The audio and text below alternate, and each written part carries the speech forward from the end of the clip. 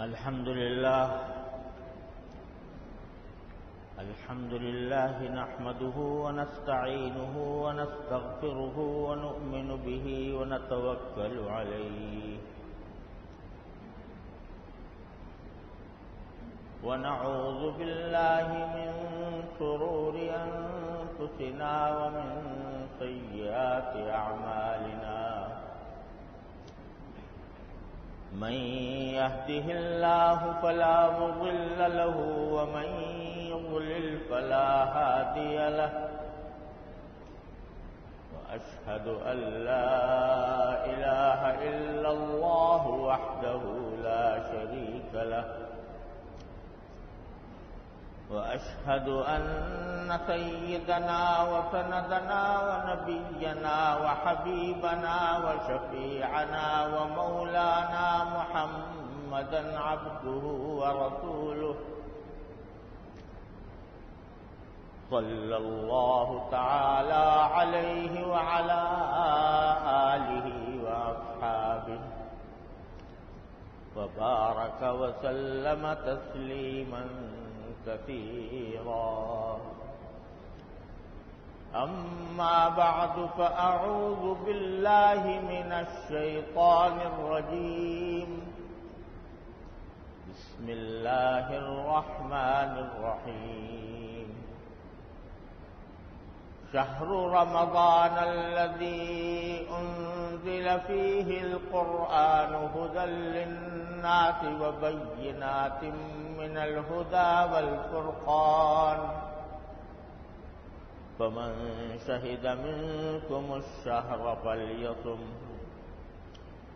آمنت بالله صدق الله مولانا العظيم وصدق رسوله النبي الكريم ونحن على ذلك من الشاهدين والشاكرين والحمد لله رب العالمين.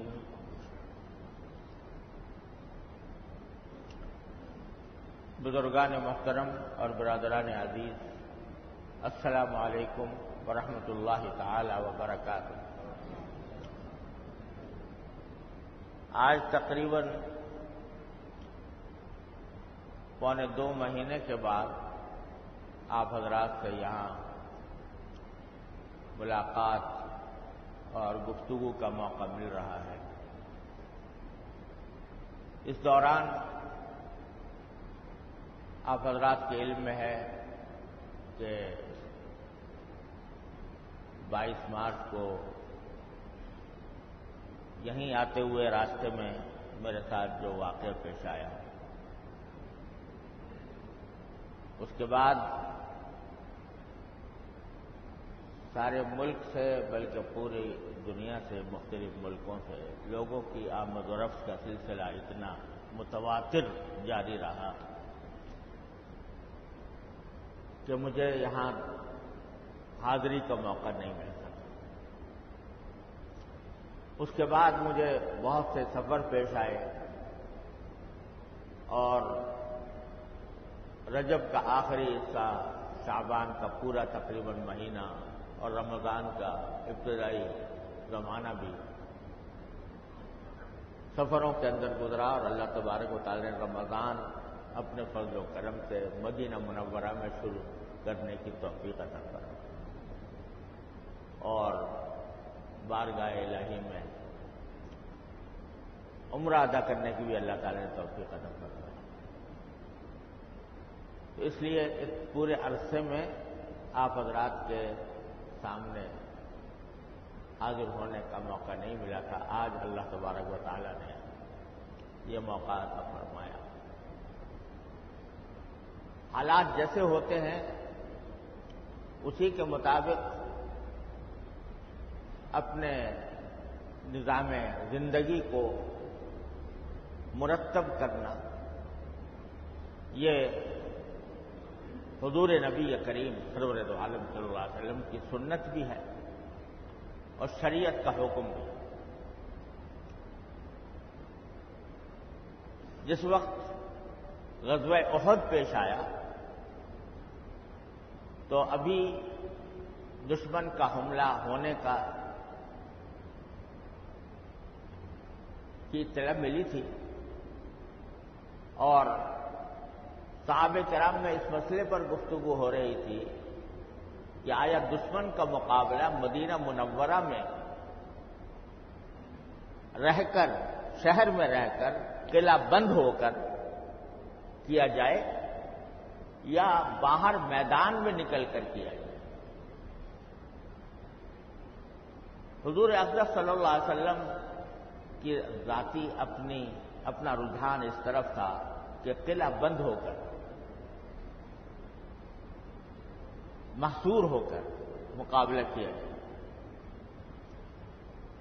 لیکن اکثر صحابہ کرام کے دل میں جہاد کا بڑا جذبہ تھا، تو ان کی رائے یہ تھی کہ نہیں، شہر سے باہر نکل کر ہم مقابلہ کریں، کیونکہ اگر شہر کے اندر رہ کر مقابلہ کرتے تو خود محصور ہوتے، اور زیادہ سے زیادہ یہ ہوتا کہ حملہ پسپا کر دیا جائے۔ لیکن باہر نکل کر مقابلہ کرنے کے میں یہ بات تھی کہ باہر نکل کر جب مقابلہ کریں گے تو دشمن کو ایک بہت بڑی زخ دینے کا موقع تھا کہ ان کی کمر توڑ دی جائے اور ان کو پھر دوبارہ رخ کرنے کی جرأت نہ ہو۔ اس لیے اکثر صحابہ کرام کی رائے یہ تھی کہ باہر نکل کر مقابلہ کیا جائے۔ رسول کریم سرور دو عالم صلی اللہ علیہ وسلم نے اکثریت کی رائے کا احترام فرمایا اور فیصلہ کیا کہ باہر نکل کے مقابلہ کریں۔ احد کے پہاڑ کے دامن میں ہم مقابلہ کریں گے، کفار کا، مشرکین کا لشکر جو ہے وہ مکے سے آئے گا اور ہم باہر اس کو مقابلہ کر کے روکیں گے اور ان سے دو بدو لڑائی۔ تو جب یہ موقع آیا تو حضور نبی کریم سرور دو عالم صلی اللہ علیہ وسلم نے، صحابہ کرام فرماتے ہیں کہ آپ نے 2 زرہیں زیب تن فرمائے۔ زرہ وہ ایک لوہے کا لباس ہوتا تھا جو سینے کے اوپر پہچانا جاتا تھا، عام طور سے 1 زرہ پہنی جاتی ہے سینے کی حفاظت کے لیے، لیکن اس روز نبی کریم سرور دو عالم صلی اللہ علیہ وسلم نے 2 زرہیں زیب تن فرمائی، ایک زرہ پھر اس کے اوپر دوسری زرہ۔ حضرات صحابہ کرام رضی اللہ تعالیٰ عنہ کو تھوڑا سا تعجب ہوا کہ آپ کا معمول اس طرح 2 زرہیں اکٹھی پہننے کا نہیں تھا، بلکہ کچھ صحابہ کرام کو کچھ ندامت یا شرمندگی سی محسوس ہوئی اس بات سے کہ ہم نے آپ کو اس بات کے اوپر آمادہ کیا کہ باہر نکل کر لڑائی ہو، اور اس کی وجہ سے رسول کریم صلی اللہ علیہ وسلم نے 2 زرہیں زیب تن فرمائی۔ لیکن یہاں تک کہ بعض صحابہ نے آ کر رسول کریم صلی اللہ علیہ وسلم سے عرض کیا کہ یا رسول اللہ، ہم اپنی رائے سے اگر آپ کی رائے نہیں ہے تو ہم اپنی رائے واپس لیتے ہیں، اور اب اگر آپ چاہیں تو ہم آپ کی رائے کے مطابق شہر میں لے کر لڑنے کو تیار ہیں۔ صحابہ کرام نے رسول کریم سرور دو عالم صلی اللہ علیہ وسلم نے ارشاد فرمایا کہ نبی جب جنگ کا لباس پہن لیتا ہے تو پھر اس کو اتارتا نہیں ہے۔ اللہ کا نبی جب جنگ کا لباس پہن لیتا ہے تو اس کو اتارتا نہیں ہے۔ چنانچہ رسول کریم صلی اللہ علیہ وسلم اسی طرح غزوہ احد میں تشریف لے گئے۔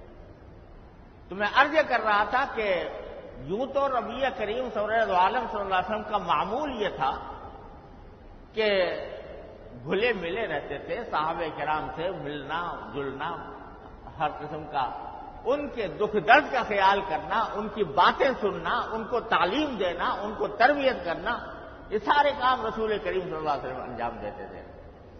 اور کوئی صحابہ کرام فرماتے ہیں اس طرح رہتے تھے ہمارے درمیان کے جیسے دوست رہا کرتے ہیں، اس طرح رہتے تھے۔ لیکن موقع آیا تو ایک کے بجائے 2 زرہیں زیب تن فرمائی۔ تو ہماری شریعت کی دین کا تقاضا بھی یہ ہے اور نبی کریم سرور دو عالم صلی اللہ علیہ وسلم کی سنت بھی یہ ہے کہ جیسے حالات ہوں ان حالات کے مطابق آدمی اپنے رویے کو، اپنے نظام کو اس کے مطابق ڈھالے۔ اب رسول کریم صلی اللہ علیہ وسلم کا ایک مرتبہ ایسا ہوا کہ آپ مدینہ منورہ میں تشریف فرماتے تو کہیں شہر کے باہر سے کچھ آوازیں سی آئیں، آوازیں کچھ ایسی تھیں کہ جیسے کوئی چور ڈاکو حملہ کرنا چاہ رہے ہیں یا کیا، اس قسم کی آوازیں تھیں۔ تو رسول کریم صلی اللہ علیہ وسلم اس وقت اپنے گھر میں تھے، تو آپ نے جب یہ آوازیں سنی تو کچھ اور لوگ بھی باہر نکلے، لیکن آپ نے ابو طلحہ رضی اللہ تعالیٰ عنہ کا گھوڑا تھا، اس گھوڑے کی ننگی پشت پر سوار ہو کر اکیلے باہر نکل گئے اور جا کر بہت تیز رفتاری سے گھوڑا دوڑاتے ہوئے مدینہ منورہ سے باہر گئے، چاروں طرف دیکھا بھالا، اس کے بعد آ کر کہا کہ نہیں کچھ نہیں ہے، ایسے ہی آوازیں کچھ آ گئی تھی، کوئی خطرے کی بات نہیں۔ اور اس گھوڑے کی بڑی تعریف کی کہ یہ تو مجھے سمندر نظر آیا، کہ کس کا گھوڑا ہے، یہ تو سمندر کی طرح بہتا ہے۔ تو یا تو حضور اقدس صلی اللہ علیہ وسلم کی شجاعت اور بہادری کا یہ معاملہ تھا کہ اکیلے ننگی پشت کے اوپر چلے گئے، لیکن ایک رات غزوہ خندق کے موقع پر حضور اقدس نبی کریم صلی اللہ علیہ وسلم حضرت عائشہ فرماتی ہے رضی اللہ تعالیٰ عنہ کہ اس موقع پر آپ تشریف فرما تھے اور کچھ نیند نہیں آ رہی تھی اور کچھ آپ اپنی جگہ پر کروٹیں لے رہے ہیں۔ حضرت عائشہ فرماتی ہے کہ یا رسول اللہ میں آپ کو کچھ میں بے چین سا دیکھ رہی ہوں، کیا بات ہے؟ تو حضرت نبی کریم صلی اللہ علیہ وسلم فرمایا میں سوچتا ہوں کاش آج کی رات کوئی میرا پہرا دیتا، آج کی رات کاش میرا کوئی پہرا دیتا۔ تو حضرت عائشہ فرماتی ہے کہ ابھی میں یہ بات سنی رہی تھی کہ اتنے میں حضرت سعد بن ابی وقاص رضی اللہ تعالیٰ عنہ آئے، ان کی تلوار کی آواز سنائی دی۔ میں نے پوچھا کون؟ کہا کہ سعد بن ابی وقاص۔ کیوں آئے؟ کہ بس مجھے بیٹھے بیٹھے دل میں خیال آیا کہ آج کی رات میں حضور اقدس صلی اللہ علیہ وسلم کے گھر پر جا کر پہرا دوں، تو اس وجہ سے میں سرکار دو عالم صلی اللہ علیہ وسلم کی خدمت میں آیا۔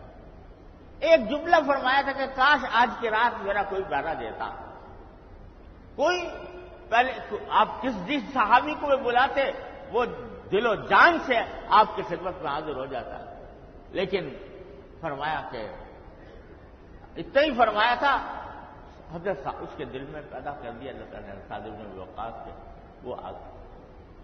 یہ تھے صحابہ کرام جانثار فداکار، آپ کے ایک سانس کے بدلے اپنی ہزاروں زندگیاں قربان کرنے والے ہیں۔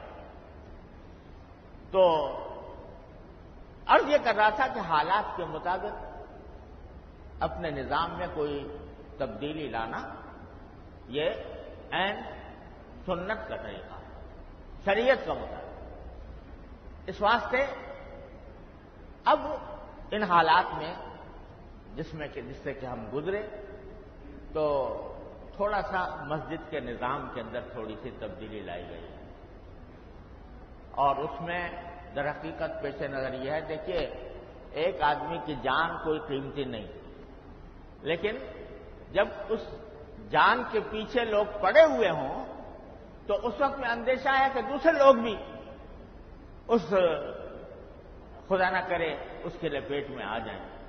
اس وجہ سے یہاں تھوڑی سی نظام میں مسجد کے نظام میں تھوڑی تبدیلی کی گئی ہے، اور اس کا مقصود ہے کہ سب کی حفاظت ہے، کسی ایک فرد کی نہیں بلکہ سب کی حفاظت ہے۔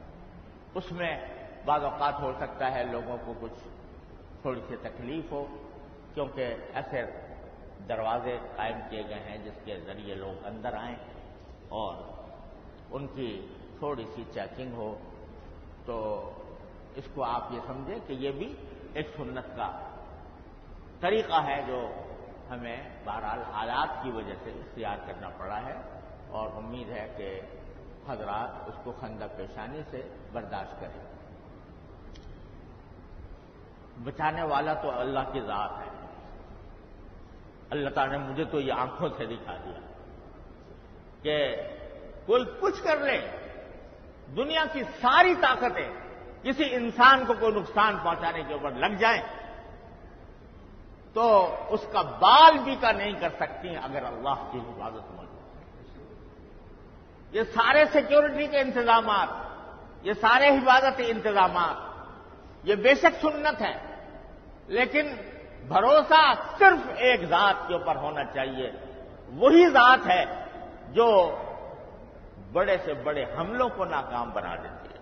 یہ بات پہلے عقیدہ تو تھا، لیکن اللہ تبارک و تعالیٰ نے اپنے آنکھوں سے اس کا مظاہرہ کرایا کہ کس طرح چاروں طرف سے گولیاں برس رہی ہوں اور اس کے اندر ایک آدمی بلکہ 3 آدمی ایسے ہیں کہ جن کو خراش نہیں آئی۔ 3 شہید ہو گئے میرے ساتھی۔ اللہ تعالیٰ اس کا مجھے صدمہ ہے، اللہ تعالیٰ ان کو ان کے درجات بلند فرمائے اور ان کے عزیزوں کو بھی اللہ تعالیٰ اپنے رحمت سے صبر جمیل اجر جزیل عطا فرمائے۔ تو یہ تو تھوڑی سی ابتدائی بات تھی۔ اس واقعے کے بعد آپ سے پہلی بار ملاقات ہو رہی ہے، اس لیے میں نے کچھ چند کلمات آپ کے سامنے کہہ دیے۔ رمضان کا مہینہ اللہ تبارک و تعالی نے ہمیں عطا فرمایا ہوا ہے، اور اس کے 11 دن تقریباً گزر گئے، ایک عشرہ تقریباً گزر گیا ہے۔ اللہ تبارک و تعالی نے اس مہینے کو جو امتیازات عطا فرمائے، جن خصوصیتوں سے نوازا، جو ان کے فضائل ہیں، اکثر و بیشتر مسلمانوں کو معلوم ہوتا ہے، لیکن میں اس کے اس وقت ایک پہلو کی طرف آپ حضرات کی توجہ مبذول کرانا چاہتا ہوں۔ وہ یہ ہے کہ رسول کریم صلی اللہ علیہ وسلم نے ایک مرتبہ رمضان آنے سے 1 دن پہلے ایک خطبہ دیا، اور ان الفاظ سے وہ شروع ہوا تھا کہ انہ قد اظل علیکم شہر مبارک، شہر عظیم، شہر مبارک، تم پر سایہ ڈالنے والا ہے ایک ایسا مہینہ جو بڑی عظمت والا ہے، بڑی برکت والا ہے۔ پھر اس کے فضائل بیان کیے تھے، سارا خلاصہ اس ایک خطبے میں آپ نے بیان کر دیا تھا کہ کس طرح روزے کی فضیلت ہے، کس طرح تراویح کی فضیلت ہے، کس طرح اس میں عبادتوں کی فضیلت ہے، ساری تفصیل بیان کروائی۔ لیکن میں اس میں ایک جملہ ہے جو تھوڑا سا آپ کو جس کی طرف توجہ دلانا چاہتا ہوں، کہ آپ نے جب یہ فرمایا کہ بھئی اس مہینے کے اندر اللہ نے روزے فرض کیا ہے، ان اللہ فرض علیکم صیامہ، اللہ تعالیٰ نے اس مہینے کے اندر روزے فرض کیے ہیں، اور وَسَنَنْتُ لَكُمْ قِيَامَهُ، اور میں نے رات کے وقت میں کھڑے ہو کر اللہ کی بارگاہ میں تراویح پڑھنے کو میں نے سنت قرار دی، یہ میری سنت ہے۔ تو 2 اہم چیزیں آپ نے بیان فرمائی تھیں، ایک روزہ، ایک تراویح۔ جب یہ سارے فضائل بیان کر چکے آپ، آخر میں خلاصہ نکالا۔ خلاصہ یہ نکالا کہ ہوا شہر الصبر و شہر المواساۃ، یعنی یہ مہینہ صبر کا مہینہ ہے اور ایک دوسرے کی ہمدردی اور غمخواری کا مہینہ۔ ذرا غور کیجئے کہ رمضان کی جو سب سے بڑی عبادت ہے، جس کی وجہ سے رمضان کو ایک امتیاز حاصل ہے دوسرے مہینوں کے اوپر، وہ کیا ہے؟ کیا ہے وہ؟ کہ دن کے وقت روزہ، اور دوسری چیز رات کو تراویح۔ بنیادی عبادتیں رمضان کی یہ دو ہیں۔ تو بظاہر تو کہنا چاہیے تھا کہ یہ مہینہ روزے کا مہینہ ہے، یہ مہینہ تراویح کا مہینہ ہے، یہ مہینہ اللہ تعالیٰ کے راستے میں کھڑے ہونے کا مہینہ ہے، قیام رمضان۔ لیکن جب آپ نے اس مہینے کو نام دیا، لقب دیا، تو لقب کیا دیا؟ کہ یہ مہینہ صبر کا مہینہ ہے، اور یہ مہینہ مواسات کا مہینہ ہے، یعنی ایک دوسرے کی ہمدردی اور غمخواری کا مہینہ۔ ذرا غور کیجئے کہ اس نام کو دینے سے، یہ لقب دینے سے رمضان کو یہ لقب عطا فرمایا، صبر کا مہینہ، مواسات کا مہینہ، ایک دوسرے کی غمخواری ہمدردی کا مہینہ۔ یہ اس لیے بتلانا یہ مقصود ہے کہ یہ روزہ اور یہ تراویح جو تم کر رہے ہو، یا جو عبادتیں بھی انجام دے رہے ہو، یہ درحقیقت ٹریننگ ہے تمہاری، یہ تمہاری تربیت ہو رہی ہے، تمہیں ٹریننگ دی جا رہی ہے۔ کس بات کی ٹریننگ دی جا رہی ہے؟ سب سے پہلے صبر کی، صبر کی ٹریننگ دی جا رہی ہے۔ صبر کے معنی کیا ہوتے ہیں؟ عام طور سے لوگ صبر اس کو کہتے ہیں کہ بھئی کوئی آدمی کوئی تکلیف پہنچے، کسی کی طرف سے کوئی اذیت پہنچے تو اس پر آدمی جزا فضا نہ کرے، روئے نہیں، پیٹے نہیں، شکوہ نہ کرے، خاموشی سے اس تکلیف کو برداشت کر لے۔ یہ بھی صبر کا ایک حصہ ضرور ہے، لیکن قرآن کریم جس کو صبر کہتا ہے، جس کا بار بار بار بار قرآن کریم نے ذکر کیا ہے، وہ کیا ہے صبر؟ وہ صبر یہ ہے کہ ایک انسان کی دل میں ایک خواہش پیدا ہو رہی ہے، انسان کے دل میں ایک خواہش پیدا ہو رہی ہے، اور وہ خواہش جو پیدا ہو رہی ہے وہ اللہ تبارک و تعالی کی مرضی کے خلاف ہے۔ کوئی گناہ کرنے کا تقاضا دل میں پیدا ہو رہا ہے، داعیہ پیدا ہو رہا ہے، خواہش پیدا ہو رہا ہے۔ اس داعیے اور خواہش کو زبردستی کچل کر انسان اللہ تبارک و تعالی کے حکم کی اطاعت کرے۔ دل مچل رہا ہے کہ میں اس آنکھ سے ایک لذت والا نظارہ دیکھوں، یہ خواہش دل میں پیدا ہو رہی ہے۔ آدمی اس وقت یہ سوچے کہ میرا اللہ مجھے دیکھ رہا ہے، یہ آنکھ اس کی اتنی بڑی نعمت ہے جو اس نے مجھے عطا فرمائی ہے، یہ میں ہزار لاکھوں کروڑوں روپیہ دے کر بھی یہ حاصل نہیں کر سکتا تھا۔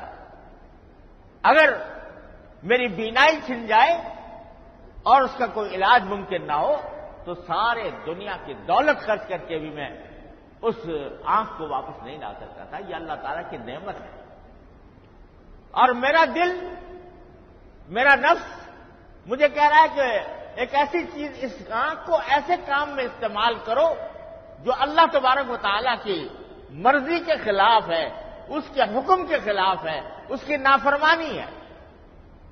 تو آدمی یہ سوچے کہ اللہ تبارک و تعالیٰ کی دی ہوئی اتنی بڑی نعمت کو میں اللہ کی نافرمانی میں استعمال کروں، یہ سوچ کر اپنے اس دل کے تقاضے کو اور اس دل کی خواہش کو کچل نہیں پڑے گی، یہ آنکھ غلط جگہ پر نہیں پڑے گی۔ یہ ہے صبر، اس کا نام صبر۔ کسی گناہ کا تقاضا پیدا ہو رہا ہے اور کسی گناہ کا، ایک شخص آیا ہے، میں سرکاری ملازم ہوں، اس کا کام کرنے کے لیے لاکھوں کروڑوں کا کام ہے، میں اس سے رشوت لے سکتا ہوں۔ دل کہتا ہے کہ میں اس کا کروڑوں کا فائدہ کر رہا، کروڑوں کا کام کر رہا ہوں، اس سے کہوں کہ کم از کم لاکھ دو لاکھ تو دے مجھے رشوت کے طور پر۔ یہ تقاضا دل میں پیدا ہوا۔ اب آدمی یہ سوچے کہ اس وقت یہ سوچے کہ یہ رشوت کے پیسے جو میں لے کر آ رہا ہوں اگر لوں گا اور ان کو اپنے استعمال، اگر رمضان ہے رشوت کے پیسے لوں گا تو اللہ کے لیے روزہ رکھا سارے دن اور افطار کیا حرام سے، افطار کیا حرام مال سے، تو یہ کیسا روزہ ہوا؟ اور جو میں رشوت کے پیسے لے رہا ہوں ناجائز، حرام، اللہ تعالیٰ کی مرضی کے خلاف، اس کی نافرمانی، تو یہ رشوت کے پیسے لے کر میں اپنے گھر میں ایک تباہی کا سامان لے کے آ رہا ہوں۔ یہ اللہ تعالیٰ ایسے پیسے میں برکت نہیں دیتا، دیکھنے میں گنتی بڑھتی چلی جاتی ہے، دیکھنے میں بیلنس بڑھتا چلا جاتا ہے، آدمی گھر بھی بنا لیتا ہے، کاریں بھی خرید لیتا ہے، اپنے گھر میں اعلیٰ درجے کا فرنیچر بھی لے آتا ہے، لیکن اس سامان راحت کی راحت اس کو نصیب نہیں ہوتی، اور آخرت میں عذاب الگ ہے۔ تو اس وجہ سے یہ سوچ کر آدمی اپنے اس تقاضے کو دبا لے، یہ ہے صبر، اور یہ ہے جس کو قرآن کریم نے کہا انما یوفی الصابرون اجرہم بغیر حساب، اور چیزوں کا ثواب بتا دیا گیا ہے، صدقے کا ثواب اتنا ہے 700 گنا، اور جو قرآن کریم کی تلاوت کرتے ہو تو اس کا ثواب اتنا ہے کہ ایک حرف کے اوپر 10 نیکیاں لکھی جا رہی ہیں۔ سب چیزوں کے بارے میں بتا دیا۔ روزے دار کے لیے بتایا کہ روزے دار کے لیے اللہ تعالیٰ خصوصی دروازہ، یعنی وہ شخص کہ جس کو روزے رکھنے کا ذوق ہو، علاوہ رمضان کے اور دنوں میں بھی نفلی روزے رکھتا ہو، اس کے لیے خاص دروازہ بنایا جائے گا جس کا نام ہے ریان، اور اس ریان کے دروازے اس کو داخل کیا جائے گا۔ تو مختلف قسم کی عبادتوں پر، مختلف قسم کے عمل پر اللہ تبارک و تعالیٰ نے اجر بتایا ہے، صبر کا اجر نہیں بتایا۔ کیا کہا کہ صبر کرنے والوں کو اللہ تبارک و تعالیٰ ان کا اجر بے حساب دے گا، کوئی گنتی نہیں، کوئی حساب نہیں، کوئی پیمانہ نہیں، اتنا صبر دے گا۔ یہ کیوں؟ اس لیے کہ بندے نے اپنی نفسانی خواہشات کو اللہ تبارک و تعالیٰ کے تابع کر دیا۔ اب دیکھو کہ رمضان کو فرمایا صبر کا مہینہ، دیکھو کتنا اچھا صبر اللہ تعالیٰ کرواتے ہیں نا اس میں، رمضان کے مہینے میں یہ ٹریننگ دی جا رہی ہے صبر کی۔ کیا ہوتا ہے؟ آپ نے روزہ رکھ لیا، الحمدللہ، اللہ تعالیٰ کا فضل و کرم ہے، اس نے توفیق عطا فرما دی، روزہ رکھا، اب یعنی اللہ تعالیٰ سے ایک عہد کر لیا کہ اللہ میں آج سارے دن نہ کچھ کھاؤں گا نہ پیوں گا۔ اب گرمی کا زمانہ ہے، جون کی گرمی ہے، مئی جون کی گرمی ہے، اور آسمان سے آگ برس رہی ہے، اور حلق میں کانٹے پڑے ہوئے ہیں پیاس کی وجہ سے، آدمی اکیلا ہے گھر میں، اور ٹھنڈا پانی موجود ہے، فریج میں رکھا ہوا ہے، اس کو دیکھ دیکھ کے جو ہے آنکھیں ٹھنڈی ہوتی ہیں، فریج میں رکھا ہوا ہے، اور اکیلا ہے آدمی، کوئی دیکھنے والا بھی نہیں ہے، لیکن پیے گا؟ کوئی مسلمان روزہ رکھنے کے بعد اس خیال سے کہ بھئی بہت پیاس لگ رہی ہے، لاؤ میں اس فریج میں سے بوتل نکال کے پانی پی لوں، کوئی کرے گا؟ میں تو کہتا ہوں ایک مومن کو اگر ہزاروں لاکھوں کی پیشکش بھی کی جائے کہ تمہیں اتنے پیسے دیں گے، روزہ توڑ دو، پانی پی لو، پیے گا؟ نہیں پیے گا۔ یہ کیا ہو رہا ہے؟ یہ کہ دل مچل رہا ہے پانی کی طرف، اور پیاس لگی ہوئی ہے، حلق میں کانٹے پڑے ہیں، لیکن آدمی اپنی اس پیاس کو دبا کر اللہ کی خاطر، پیاس کو دبا کر اللہ کی خاطر کہتے نہیں پیوں گا، کیونکہ میرے اللہ کی نافرمانی ہو جائے۔ اب یہ روز 30 دن تک یہ سبق پڑھایا جا رہا ہے ہمیں آپ کو. 30 دن تک یہ ٹریننگ دی جا رہی ہے. 30 دن تک سبق پڑھایا جا رہا ہے کہ اپنی خواہشوں کو اللہ کے لیے کچھ لو. اللہ تبارک و تعالیٰ کے لیے اس کو اپنی نفس کی خواہشوں کو کچھ لو. اور جب نفس کی خواہش کچلتی ہے نا، جب دل پہ چوٹ پڑتی ہے اور اللہ تبارک و تعالیٰ کی خاطر بندہ اللہ کے حکم کے خاطر اپنے خواہشات کو کچلتا ہے، تو پھر اس سے زیادہ محبوب اللہ کو کوئی اور نہیں ہوتا. ان اللہ مع المنکسرۃ قلوبہم، حدیث میں آتا ہے کہ اللہ ٹوٹے ہوئے دلوں کے ساتھ ہے. اللہ ٹوٹے ہوئے دلوں کے ساتھ ہے. یعنی وہ دل جو کسی نے اللہ کی اطاعت کی خاطر اپنے دل پر چوٹیں ماری ہوں اور اپنی خواہشات کو کچلا ہو، اللہ کی معیت اس کو حاصل ہو. اقبال نے کیا خوبصورت بات کہی ہے، نہ بچا بچا کے تو رکھ اسے کہ یہ آئینہ ہے وہ آئینہ، نہ بچا بچا کے تو رکھ اسے کہ یہ آئینہ ہے وہ آئینہ، جو شکستہ ہو تو عزیز تر ہے نگاہ آئینہ ساز میں. جتنا یہ دل ٹوٹے گا، ٹوٹنے کے کیا معنی کہ اللہ کے لیے ٹوٹے گا، اللہ کا حکم کے لیے ٹوٹے گا، نفسانی خواہشات کو کچل کر ٹوٹے گا. جتنا یہ دل ٹوٹے گا اتنا ہی میرے مالک کو وہ عزیز ہوگا، اتنا ہی وہ میرے مالک کی نگاہ میں محبوب ہوگا کہ یہ دل میری خاطر ٹوٹا ہے، یہ دل اس نے میرے خاطر توڑا ہے. یہ کہہ کے کاسا ساز نے پیالہ پٹک دیا، اب اور کچھ بنائیں گے اس کو بگاڑ کے.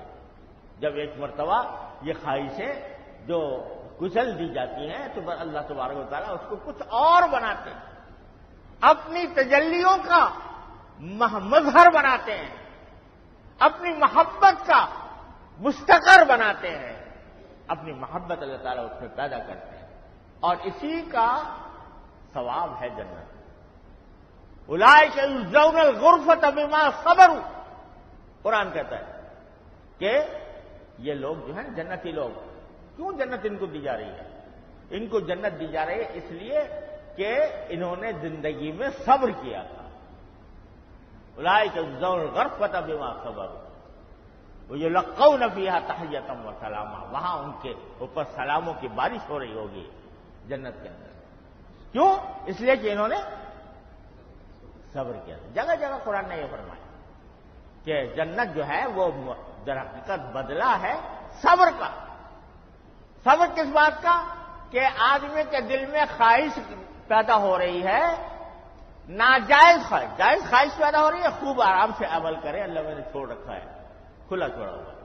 لیکن ناجائز خواہش پیدا ہو رہی ہے تو اس کو اسی طرح کچلنا جیسے کہ روزے کے اندر تم پانی کی خواہش کو کچلتے ہو.